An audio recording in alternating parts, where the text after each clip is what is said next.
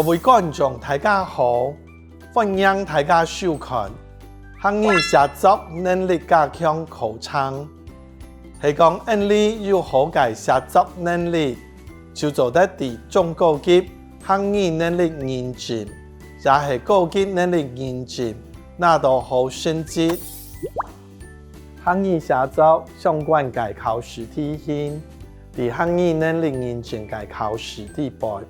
中級及中高級，還有高級嘅考試，全部都會有寫作嘅題型。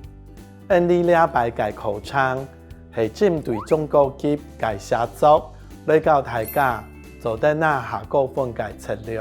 中級及中高級嘅寫作考試，按照書寫測驗，書寫測驗分做3部分：卷票書寫、日記書寫。